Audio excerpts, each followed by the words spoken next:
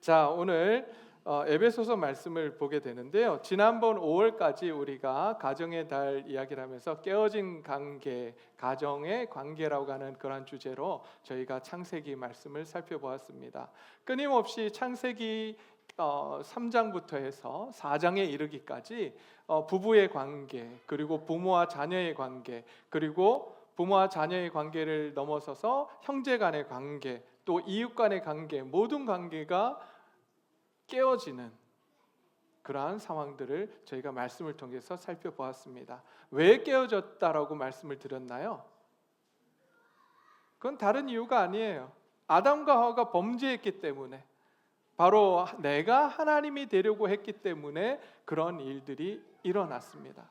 그것이 원죄예요. 하나님이 되려고 선악과를 먹은 그 사건으로 인해서 죄가 들어왔고, 죄를 가진 그 인간은 내가 스스로 선악을 나누는 그러한 존재가 되어버립니다. 나 스스로 선악을 나누려고 해요. 그러니 그 사회가 얼마나 힘들고 어렵겠습니까? 그 가정이 얼마나 힘들고 어렵겠습니까? 아내와 남편이 서로가 맞다고 이야기해요. 서로의 이야기를 듣지 않아요. 내가 맞고 당신은 틀렸다라고 이야기합니다. 그런 관계 속에서 계속해서 관계가 깨어지는 그러한 모습들을 아담과 하와, 가인과 아벨 모습 속에서, 그리고 라멕이라고 하는 그 사람을 통해서 이 악이, 죄가 얼마나 장성해지고 또 이웃 간의 관계가 깨어지게 되는지, 사회 속에서 이웃 간의 관계가 깨어지게 되는지에 대해서 살펴보았습니다. 그런데 그렇다면 우리에게 소망이 없습니까? 깨어진 관계를 우리는 어떻게 회복해야 합니까? 깨어진 관계를 회복하고 싶은데 도대체 어떻게 하면 회복해야 되냐고요. 오늘 에베소서의 말씀을 통해서 우리가 그 방법들을 한번 찾아가기를 소원합니다.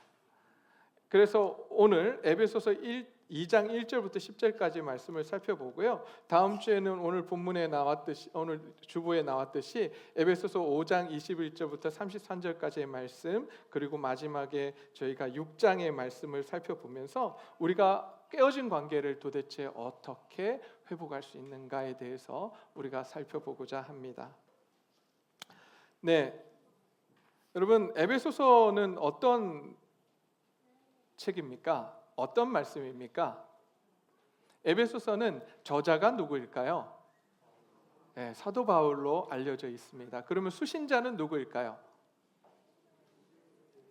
네, 웅성웅성 그러시는데 바로 에베소 교회입니다. 에베소 교회. 수신자에 대해서 여러 가지 말들이 있지만 일단 에베소서라고 했기 때문에 에베소 교회를 향해서 이 사도 바울이 지금 편지를 쓰고 있습니다. 편지를 쓰는데 어디서 언제 썼을까요?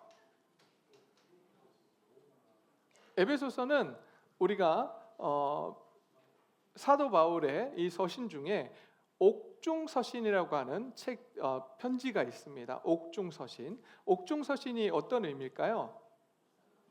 네, 감옥에서 편지를 적은 거예요.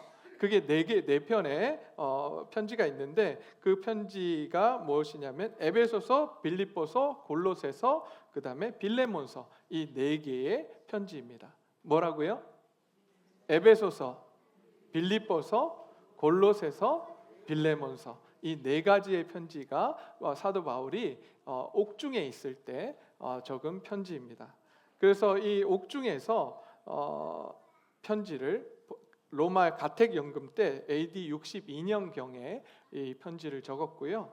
그러면서 에베소 교회에 이 편지를 적었는데 에베소 교회는 언제 생겼을까요?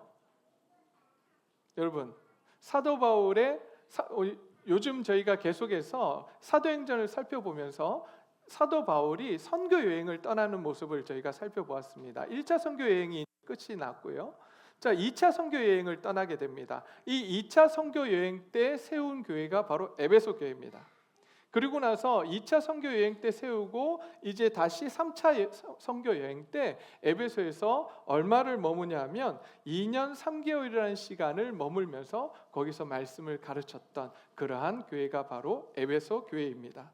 그럼 왜 이렇게 오랫동안 그곳에서 있었는가? 바로 에베소 지역은요 굉장히 번성했던 도시입니다. 굉장히 상업적으로 또 이 그 무역으로도 중심지였던 그러한 곳이었습니다. 여러분, 굉장히 상업적으로 부흥했다, 또 무역으로 굉장히 부흥했다라고 하는 것을 보면 그곳의 경제 상황이 어땠을까요? 경제 상황이 어땠을까요?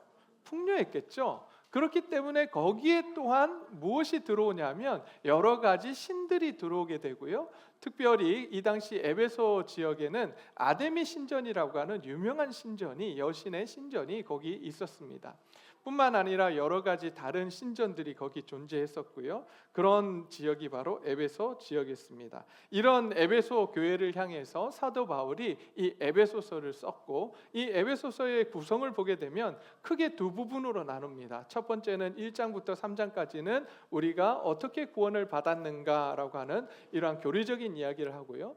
또 이제 4장부터 6장까지는 어떤 말씀을 하냐면 바로 구원받은 성도가 어떤 삶을 살아야 하는가에 대해서 말씀을 해주고 있습니다. 그러면서 여기 이제 2장 1절 말씀을 보게 되면 이렇게 시작을 합니다. 2장 1절 함께 보실까요? 에베소서 2장 1절입니다. 2장 1절에 그는 허물과 죄로 죽었던 너희를 살리셨도다라고 시작을 합니다. 여기서 허물과 죄로 죽었던 너희라고 이야기를 합니다. 앞에서 창세기에서 제가 끊임없이 말씀을 드렸듯이, 창세기에서 제가 말씀을 드리면서 인간은 어떤 존재라고 말씀을 드렸냐면, 인간은 타락한 존재이고 우리 스스로 뭔가를 할 수 있는 존재가 아니라고 말씀드렸어요. 우리 스스로 관계를 회복하고 싶고 우리 스스로 자녀를 잘 양육하고 싶지만 양육할 수 없는 존재가 누구냐면 우리 인간이에요. 죄된 인간이에요. 그래서 그런 인간을 사도 바울은 어떻게 표현하고 있냐면 바로 허물과 죄로 죽었다라고 표현하고 있습니다.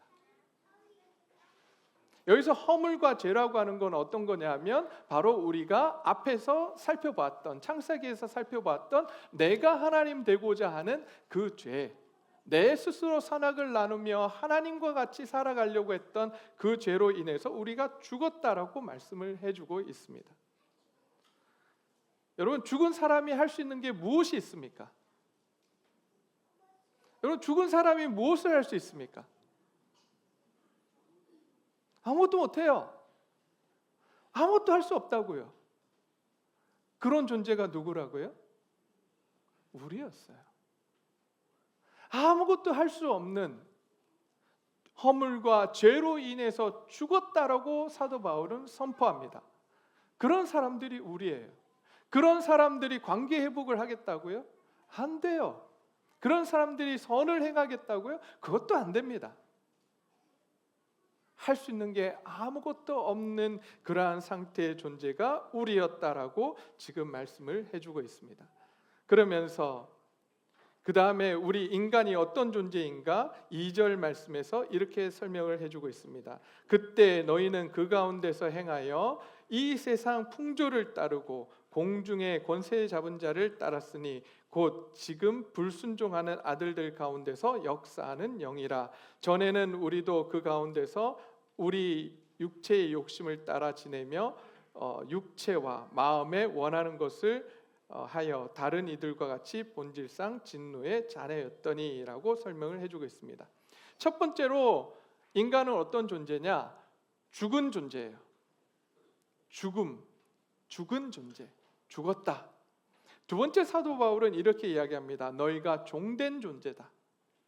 종으로서 살아가는 존재인데 누구의 종인가를 지금 2장에서 설명을 하는데요. 2절에서 설명을 하는데 보니까 뭐라고 이야기하냐면 이 세상의 풍조를 따르고라고 되어 있습니다. 이 세상의 풍조예요. 이 세상을 따르는 자들, 이 세상의 종으로 살아가는 자들이 누구라고요? 우리였다라고 설명을 해요. 구원받기 이전에 너희가 어떤 존재였는지 기억하라는 거예요. 너희는 죽었던 존재이고 또 어떤 존재라고요? 종되었던 존재예요. 누구의 종인가 봤더니 첫 번째, 아까도 말씀을 드렸지만 이 세상의 풍조에 따르는, 이 세상을 따르는 사람들이다. 두 번째, 뭐라고 말씀합니까? 공중 권세 잡은 자를 따랐다. 여러분, 공중 권세 잡은 자가 누굽니까? 예, 사탄 마귀예요. 그 밑에 보니까 다시 설명을 하는데 지금 불순종의 아들들 가운데 역사하는 영이다. 바로 사단이다 라고 설명을 합니다. 그 사단을 잡은 자, 사단을 따르는 자, 종된 자가 바로 우리였다라고 이야기합니다. 뿐만 아니라 우리도 다 그 가운데서 무엇을 따라 살았어요? 우리 육체의 욕심을 따라 사는 사람이다. 욕심을 따라 살아갔던, 그래서 하나님의 뜻과 하나님의 마음을 따라 살아가는 존재가 아니라 우리의 욕심만을, 이 세상의 정욕을 따라 살아가는 그러한 존재가 누구라고 이야기하냐면 바로 우리였다라고 지금 말씀을 해주고 있습니다. 그래서 인간은 어떤 상태가 되었는가? 바로 3절 하반절에 이렇게 말씀합니다. 본질상 진노의 자녀였다. 우리가 어떤 사람이냐면 원래부터, 본질상 원래부터 우리는 어떤 사람이라고요? 진노의 자녀, 하나님의 진노를 받은 그 존재, 사단 마귀의 자녀로서 살아가는 사람들이 우리였다라고 지금 설명을 해주고 있습니다. 다시 이야기하면 우리는 전적으로 타락한 존재라고 하는 거예요. 오늘날 이 사실을 너무 강조가 안 돼요. 우리가 뭔가를 할 수 있다고 생각합니다. 우리가 교회에 나오는 것은 윤리적으로 깨끗해지기 위해서 나오고, 나 같은 사람이면 선을 행할 수 있다고 생각을 합니다. 교회에서 내가 조금만 봉사하면 나는 선한 사람이고 내가 믿음 있는 사람이라고 이야기를 하고, 그래서 나는 세상에서 하나님의 여러 가지 일들을 하고 있다고 생각을 합니다. 그러나 성경은 그렇게 이야기하지 않습니다. 우리는 그런 선한 일을 할 수 있는 존재가 아니라고 이야기합니다. 우리가 할 수 있는 게 없다라고 이야기합니다. 어느 정도냐면 우리 안에 선한 것이 하나도 없는 존재가 바로 인간이라고 하는 거예요. 지성도, 감성도, 그리고 자유의지도, 양심조차도 오염되지 않은 것이 하나도 없는 거예요. 그런 존재가 인간이다라고 사도 바울은 지금 에베소 교회에 설명을 해주고 있습니다. 도대체 살아날 수 있는, 회복할 수 있는 것이 하나도 없는 존재, 그런 존재가 에베소 교회 사람이다, 인간이다 라고 에베소 교회에 지금 이야기를 해주고 있습니다. 그런데 오늘 4절 말씀에 긍휼이 풍성하신 하나님이 우리를 사랑하신 그 큰 사랑으로 인하여 이렇게 되어 있잖아요. 근데 여기 접속사가 하나 빠졌어요. 본질상 진노의 자녀였더니, 요 중간에 접속사가 하나 빠졌는데 그 접속사가 뭔지 아세요? 그러나예요. 그러나 긍휼이 풍성하신 하나님께서 너희를 구원했다는 거예요. 어떻게 구원하셨는가? 첫 번째, 그리스도와 함께 살리셨다라고 이야기합니다. 그리스도와 함께 죽었던 너희를 예수 그리스도가 죽으시고, 그리고 그 죽었던 우리를 그리스도와 함께 부활시켰다라고 말씀해주고 있는 거예요. 함께 살리셨다. 그리고 너희는 또 함께 일으키사 그리스도 예수 안에서 함께 하늘로 앉히셨다라고 지금 말씀해주고 있습니다. 예수님과 함께 일으키셨다, 이 말은 무엇이냐면 바로 승천하게 하셨다. 그리고 함께 앉으셨다라고 하는 것은 어디에 앉으셨겠어요? 하나님이 예수 그리스도를 어디에 앉히셨죠? 하나님 우편 보좌에 앉히셨단 말이에요. 그 보좌에 함께 앉히셨다라고 하는 거예요. 이 개념을 통해서 지금 사도 바울은 무엇을 이야기하고 있느냐? 바로 그리스도와 함께라고 하는 이 사실. 너희가 구원을 정말 받았느냐? 그 구원은 너희 스스로 될 수 있는 것이 아니라 오직 그리스도와 함께 이루어지는 것이라고 말을 해주고 있습니다. 그리스도와 함께, 그리스도로 인해서 너희가 살아났고 일으킴을 받았고 하늘에 앉게 될 것이라고 지금 말씀해주고 있는 것입니다. 그러기에 우리가 구원을 받기 위해서, 또 우리가 말씀대로 살아가기 위해서 필요한 것이 무엇인가? 그리스도와 함께 살아가는 거예요. 그리스도와의 연합이 필요한 거예요. 나 혼자 살아가는 것이 아니라, 내 주장대로 살아가는 것이 아니라, 그리스도인이라면 누구와 함께 살아가야 하는가? 누구와 함께 살아가야 된다고요? 예수님과 함께. 저와 여러분들이 오늘 이 자리에 다시 한번 다짐하고 하나님 앞에서 고백하고 돌아가기를 소원합니다. 오늘 이 시간부터 나는 그리스도와 함께 살아가겠습니다. 나는 죽고 오직 내 안에 예수님만 살아서 예수님과 연합해서 살아가는 삶이 되겠습니다. 하나님 도와주십시오. 이렇게 고백하고 돌아가는 귀한 시간이 되기를 소원합니다. 그러면 이렇게 하나님께서 이런 놀라운 일, 예수님을 이 땅에 보내주시고 이 땅에서 가진 고난과 고통을 다 당하시고 우리를 위해서 십자가에 죽으시기까지 우리를 사랑하시고 우리를 예수 그리스도와 함께 부활시키시고 승천시키시고 하늘 보좌에 앉히시는 이유가 무엇인가? 왜 그 일을 하셨는가? 오늘 사도 바울은 에베소서 2장의 말씀을 통해서 하나님이 어떤 분이신가를 다시 한번 설명해 줍니다. 하나님이 어떤 분이신가? 4절 말씀에 이렇게 말씀합니다. 무엇이 풍성한 하나님이라고요? 긍휼이 풍성한 하나님께서. 하나님은 어떤 분이시냐면 긍휼이 풍성하신 분이라고 이야기합니다. 또 그 밑에 보니까 뭐라고 말씀하시냐면 큰 사랑을 인하여라고 되어 있습니다. 하나님은 우리를 사랑하시는데 어떤 사랑으로 사랑하시는가? 이 세상의 가장 큰 사랑으로 우리를 사랑하셨다라고 이야기합니다. 그러면서 다시 또 뭐라고 이야기하시냐면 너희는 은혜로 구원을 받았다라고 말씀을 해주고 있습니다. 마지막으로 7절 말씀에 우리에게 자비하심으로써 우리에게 은혜를 베푸셨다, 구원을 베푸셨다라고 말씀해 주고 있습니다. 하나님이 우리를 그토록 죽어 있고 패역한, 여러분 창세기 3장을 통해서 인간의 범죄한 사실을 제가 폭로해 드렸습니다. 인간이 스스로 왕이 되려고 하나님이 되려고 했던 그 사실을 살펴보았습니다. 이거는 반역죄예요. 하나님을 반역한 죄예요.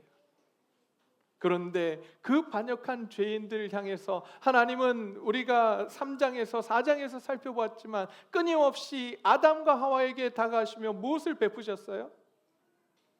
여러분 기억나세요? 아담과 하와가 선악과를 먹고 숨었을 때 하나님이 나타나시잖아요. 나타나시면서 허락하신 것이 무엇이에요? 뭐 어떻게 하나님 나타나셨습니까? 야단치시면 나타나셨습니까? 은혜로 나타나시잖아요. 소리를 내지 않아도 되는 분이 소리를 내시며 다가가고 아담이 어디 있는지 아시면서도 아담아 내가 어디 있느냐라고 물어보시는 하나님, 그리고 내가 왜 그것을 먹었느냐고 물어보시는 하나님, 끊임없이 회개의 기회를 허락하셨던 그 하나님, 은혜의 하나님, 사랑의 하나님께서 가인에게도 동일하게 나타나셔서 가인이 아벨을 죽였을 때도 동일하게 나타나셔서 기회를 주시고 또 은혜를 주시는 하나님께서 다시 람에게도 기회를 주시지만 인간은 그 기회를 계속해서 차버립니다. 거절합니다. 거부합니다. 그럼에도 하나님의 사랑은 끊임없이 주어졌습니다. 궁극적으로 이제 그토록 사랑하셨던 예수 그리스도를 우리에게 보내주셨습니다. 그리고 그 예수 그리스도를 통해서 우리가 다시 구원받을 수 있는 길을 여셨습니다. 그것이 우리에게 주어진 하나님의 사랑이에요. 그것이 우리에게 주어진 오늘 본문에서 이야기하신 긍휼이 풍성하신 하나님이 우리에게 베푸신 일이에요. 그러기에 긍휼이 풍성하시고 사랑이 많으시고 은혜로우시며 자비로우신 하나님께서 우리에게 구원의 길을 여셨습니다. 우리가 다시 회복의 길을 걸어갈 수 있도록 그 길을 여셨습니다. 어떻게? 오늘 본문 8절 말씀에 이렇게 말씀합니다. 8절 말씀 다 같이 한번 읽어볼까요? 자막 한번 띄워주세요. 시작. 너희는 그 은혜에 의하여 믿음으로 말미암아 구원을 받았으니 이것은 너희에게서 난 것이 아니요 하나님의 선물이라. 뭐라고요? 하나님의 선물이라고요. 은혜로 말미암아 너희가 구원을 얻었다라고 합니다. 그 은혜가 아니라면 너희가 구원을 얻을 수 없다라고 말씀을 해주고 있습니다. 그러기에 이것이 선물이라고 말씀합니다. 너희에게서 난 것이 아니래요.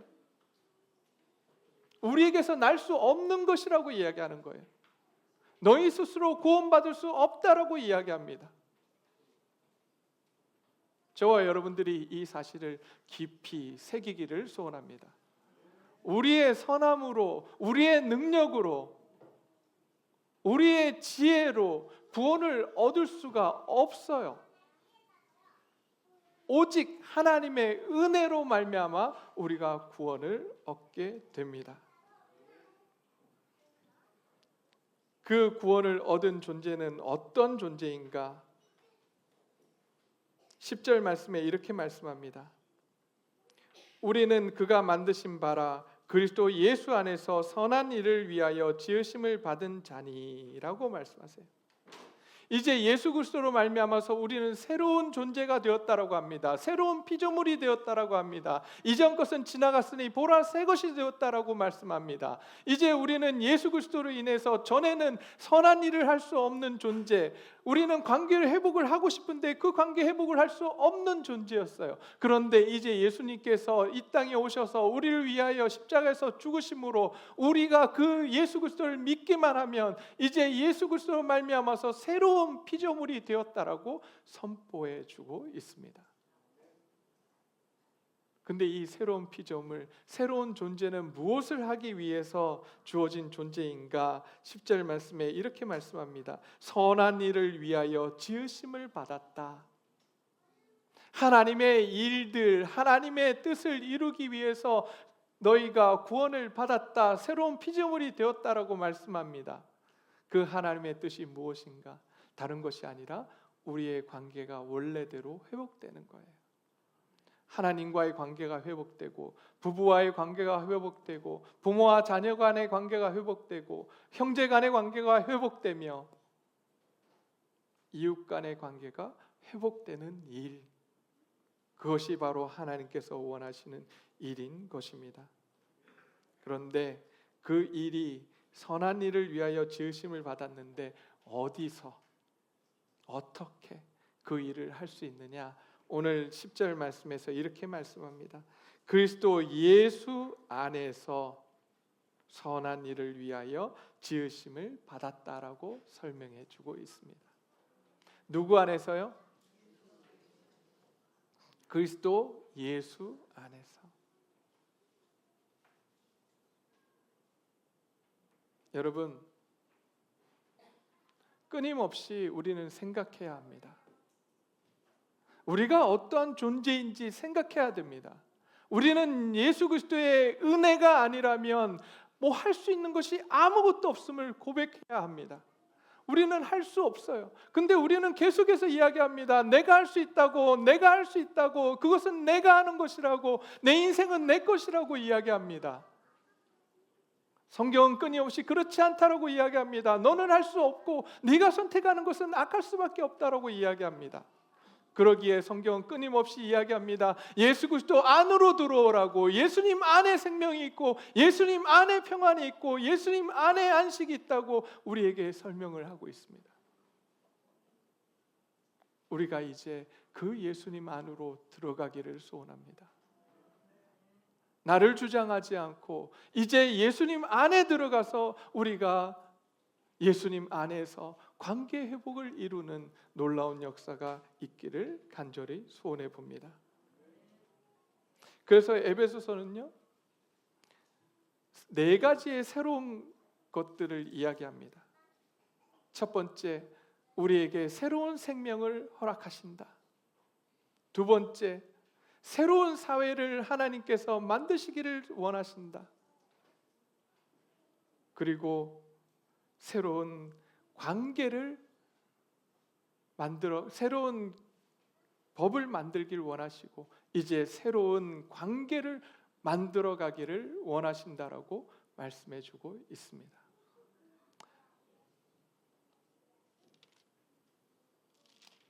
우리 안에 깨어진 관계들이 이제 회복되기를 소원합니다. 가정에 깨어진 관계들, 여러분 어떻게 회복시키시겠습니까? 부모가 자녀에게 주었던 그 아픔들, 그 상처들 어떻게 회복시키시겠습니까? 부부간에 깨어진 관계들 어떻게 회복하시겠습니까? 우리의 힘으로는 할 수 없습니다. 오늘 사도 바울은 우리에게 당부합니다. 너희 스스로 그 일을 할 수 없다고. 오직 예수 안에서, 예수 그리스도 안에서 그 일들이 회복될 수 있다고, 관계가 회복될 수 있다고. 그러니 예수님 앞으로 나아오라고, 예수님께 나아오라고, 그리스도 안으로 들어오라고 우리에게 계속해서 요구하고 있습니다. 우리가 오늘 그 예수님께 나아가기를 소원합니다. 너무나도 단순한 명제예요. 너무나도 단순한데 그 단순한 것을 우리가 하지 못하고 있어요. 내가 할 수 있다고. 내가 할 수 있다고.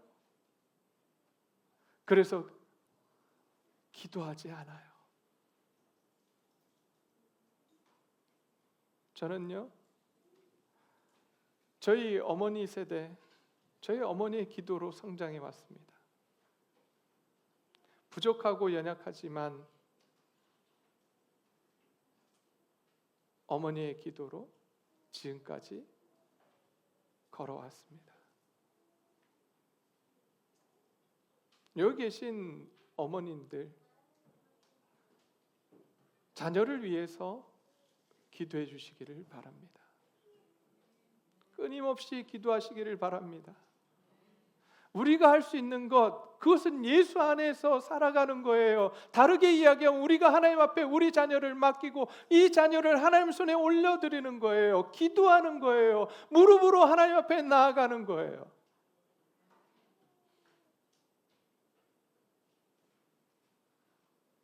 오늘 이 시간 하나님 앞에서 그렇게 고백했으면 좋겠습니다.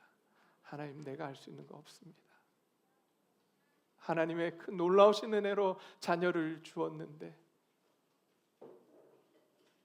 이 자녀들, 이 자녀, 내가 할 수 있는 것 아무것도 없습니다. 하나님 도와주십시오. 하나님께서 우리 자녀들을 책임져 주시고 우리 자녀들의 인생을 하나님 책임져 주시옵소서. 우리 이 시간 그렇게 하나님 앞에 나아가기를 소원합니다.